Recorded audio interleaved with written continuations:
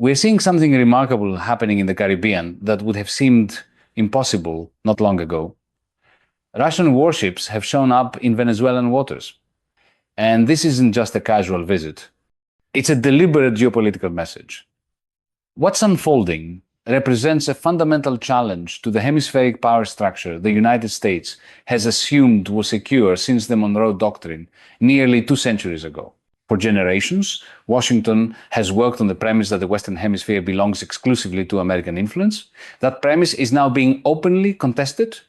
Russia's naval presence in Venezuela is Moscow's response to years of NATO moving eastward, missile systems being positioned near Russian borders, and what the Kremlin sees as constant American expansion into their sphere.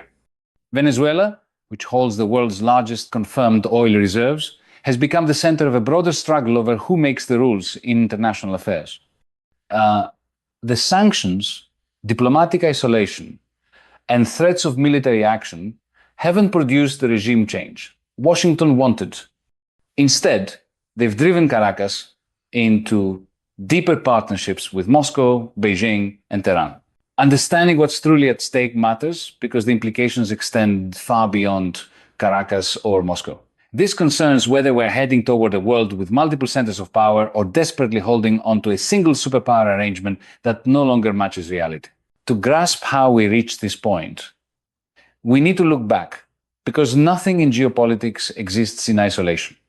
The story of Russian warships in Venezuelan waters is actually the story of American foreign policy over the last 30 years, and how it has consistently pushed away potential partners while forcing adversaries to band together.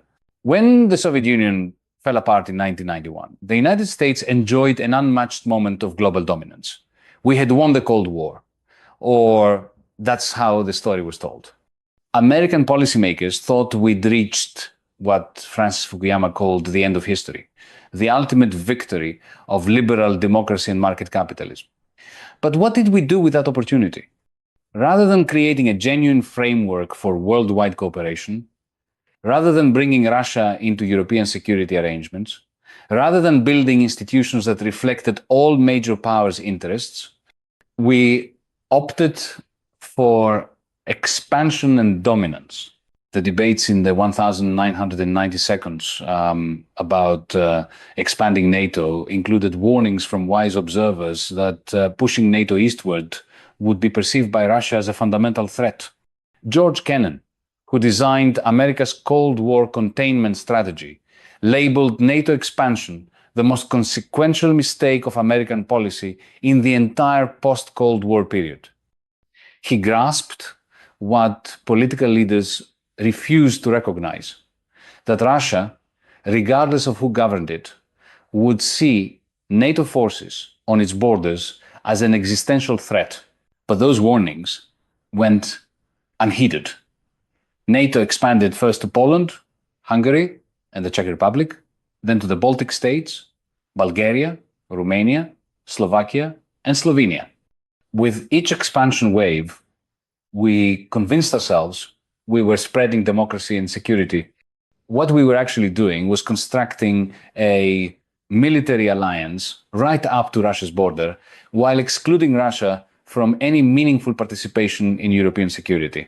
The critical moment arrived in 2008 at the NATO summit in Bucharest, when the alliance declared that Ukraine and Georgia would eventually join. For Russia, this crossed a red line. Ukraine isn't just another country to Russia.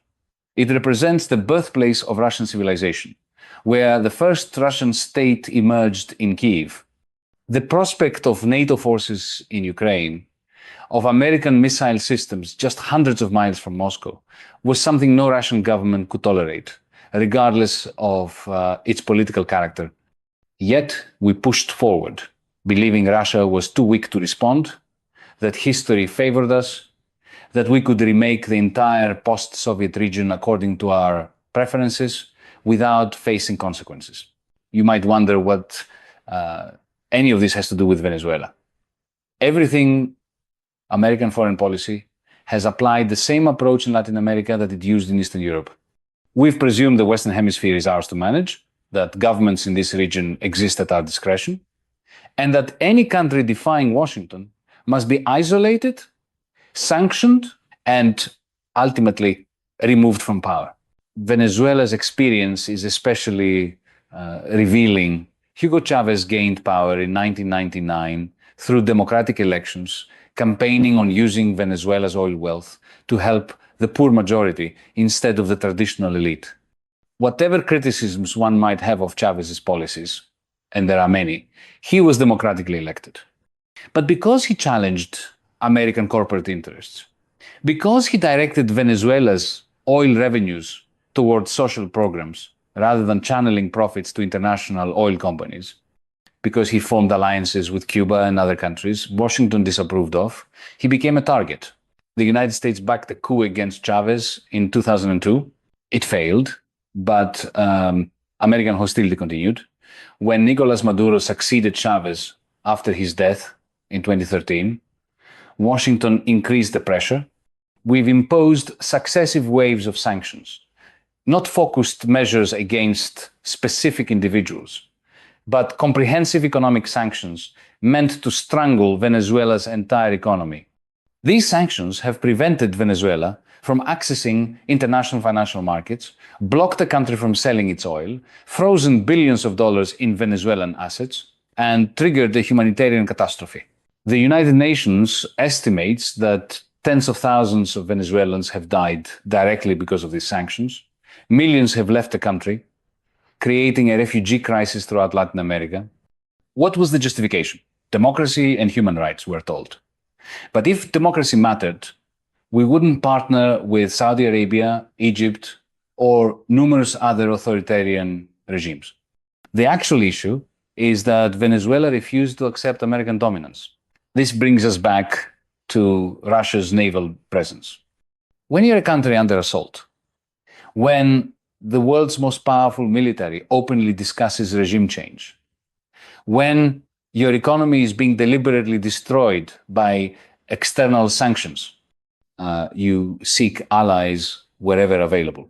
Venezuela found them in Russia, China, and Iran, other countries that have faced American pressure and understand the value of solidarity. Russia's relationship with Venezuela isn't mainly about ideology. It's about geopolitics and shared interests. Russia gains a position in the Western Hemisphere, a way to show it can project power beyond its immediate region. Venezuela gains a powerful partner that can supply military equipment, technical expertise, investment, and most crucially, a deterrent against American intervention. Russian naval deployments to Venezuela have occurred periodically since 2008, but they've gained new importance in recent years as tensions between Russia and the West have grown. These aren't merely symbolic visits. Russian military advisors are in Venezuela. Russian equipment from air defense systems to fighter jets has been delivered. Russian oil companies have invested in Venezuelan energy infrastructure. Reports indicate Russian personnel at Venezuelan military bases. Moscow is delivering a clear message to Washington. If you can position military infrastructure on our borders, we can establish a presence in your hemisphere. If you can support governments we consider hostile, we can protect governments you're trying to overthrow. What makes this situation so dangerous is that it's completely avoidable. The crisis in Venezuela, the Russian presence there, the broader breakdown of hemispheric relations, all of it results from American policies that have consistently chosen dominance over diplomacy. Consider what a different approach might have looked like. When Chavez was elected, we could have engaged with his government, pursued mutually beneficial energy partnerships, supported constructive reforms while expressing concerns about problematic policies. Instead, we backed a coup and then spent 2 decades attempting to economically strangle the country. When the Soviet Union collapsed, we could have genuinely integrated Russia into European and global institutions, created a security framework that included rather than excluded Moscow. Instead, we expanded NATO and treated Russia as a defeated enemy rather than a potential partner. This pattern repeats worldwide. In Iraq, we invaded based on false weapons of mass destruction claims, destroyed the country's infrastructure, caused hundreds of thousands of deaths, and created conditions for ISIS to emerge. In Libya, we supported regime change that transformed a functioning state, however flawed, into a failed state with open slave markets. In Syria, we armed rebel groups that included extremist elements, prolonging a civil war that has killed 500,000 people. In Afghanistan, we spent 20 years and trillions of dollars trying to impose our vision of governance, only to watch the Taliban return to power. In each case, we told ourselves we were promoting democracy and human rights. In each case, we made things worse. And in each case, we refused to acknowledge military power's limitations and the importance of respecting other nations' sovereignty. The Venezuelan situation is especially tragic because a diplomatic path forward always existed. Venezuela has massive oil reserves, the largest in the world. The United States is the natural market for that oil. Venezuela needs technology, investment, and access to international markets. These are ingredients for a mutually beneficial relationship.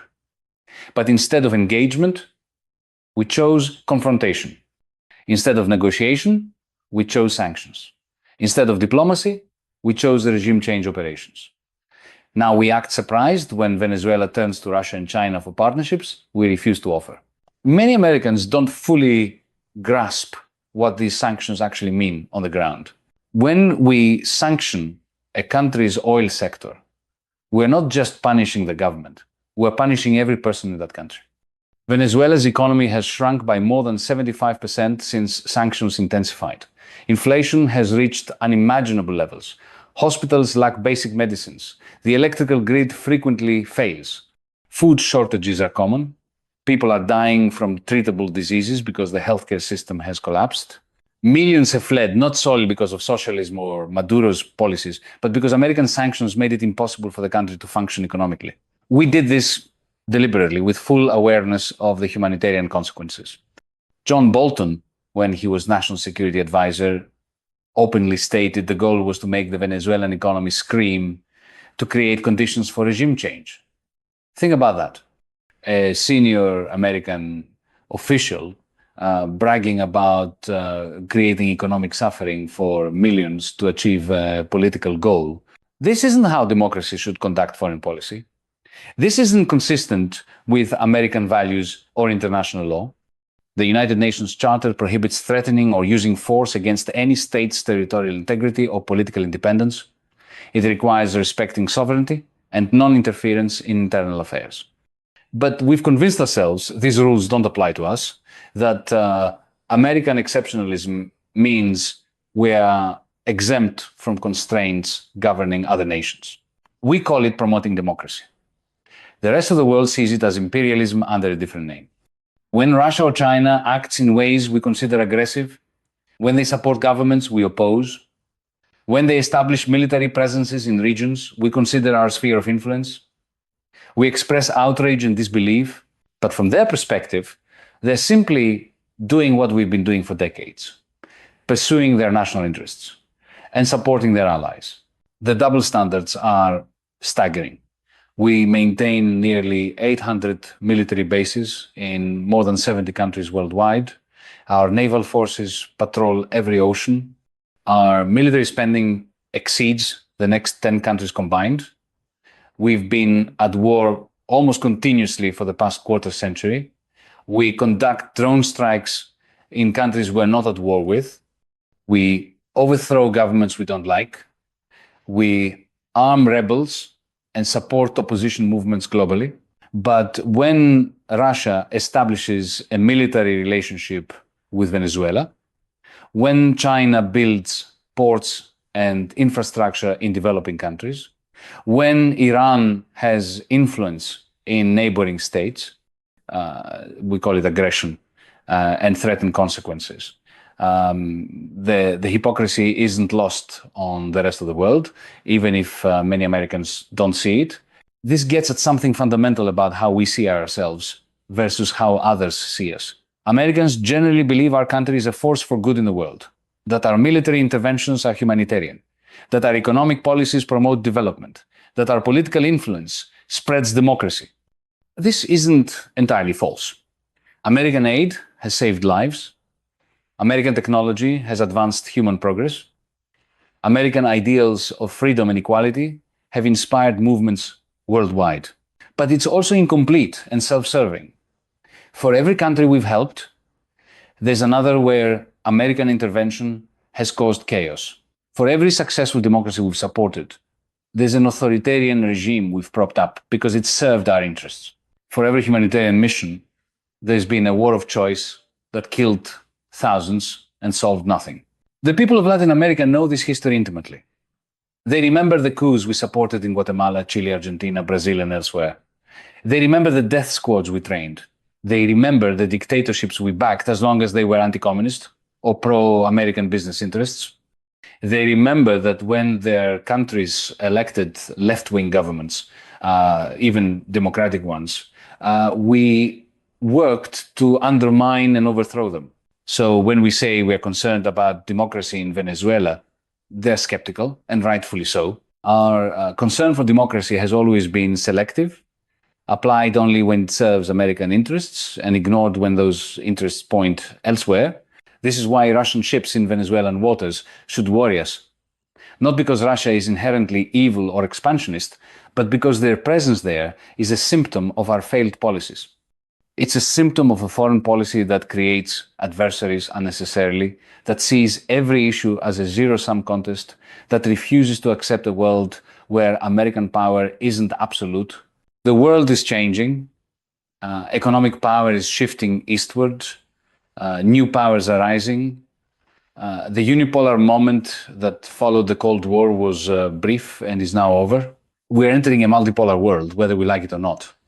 The question is whether we'll adapt to this reality through diplomacy and cooperation, or whether we'll try to maintain dominance through military force and economic coercion, risking conflict and chaos in the process. Looking at Venezuela, I see a microcosm of these larger failures. A country with immense natural wealth reduced to poverty and dysfunction through a combination of domestic mismanagement and external pressure. A population suffering not because change is impossible, but because the path to change has been blocked by sanctions and intervention. A government that has become more authoritarian, partly because it's under siege, because governments rarely become more democratic when they're fighting for survival against external threats, and now foreign powers establishing a military presence, turning Venezuela into a potential flashpoint for great power conflict, all because we couldn't accept that a country in our hemisphere might choose a path we didn't approve of. The solution isn't complicated, but it requires something American foreign policy has lacked for decades: humility. We need to acknowledge that regime change operations don't work, that sanctions harm ordinary people more than governments, that military intervention creates more problems than it solves. We need to lift the sanctions on Venezuela and allow the country to recover economically.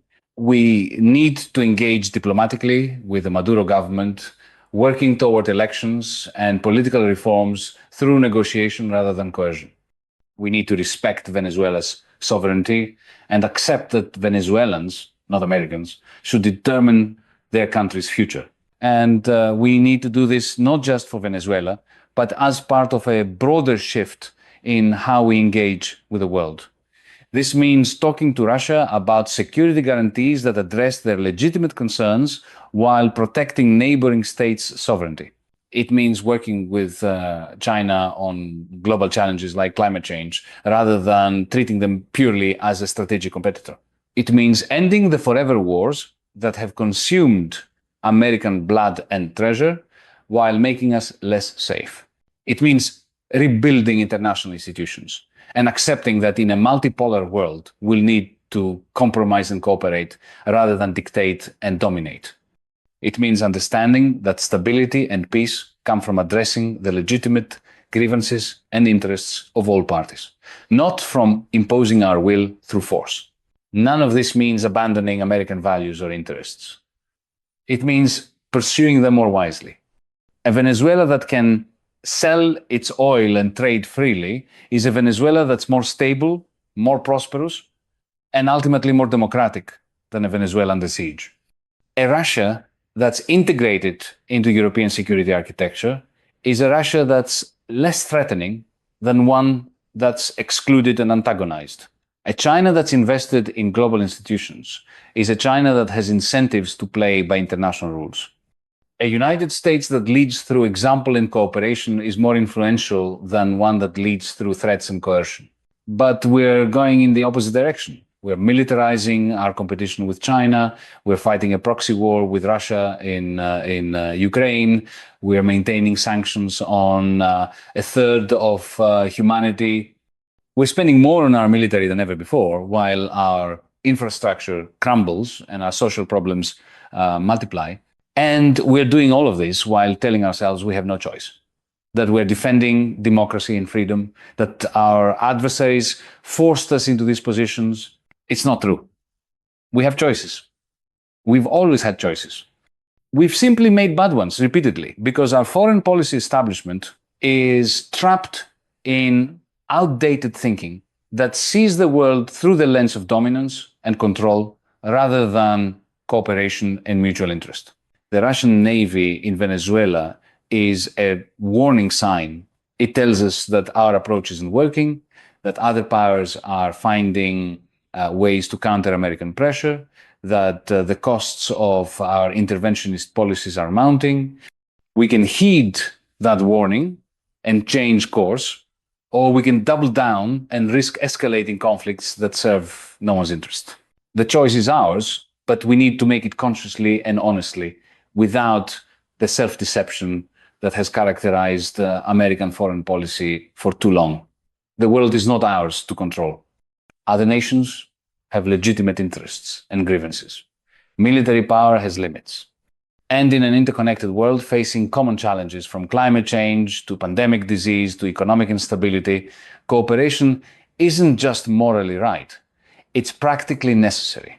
That's the lesson of Russian ships in Venezuelan waters, if we're willing to learn it. The question is whether we will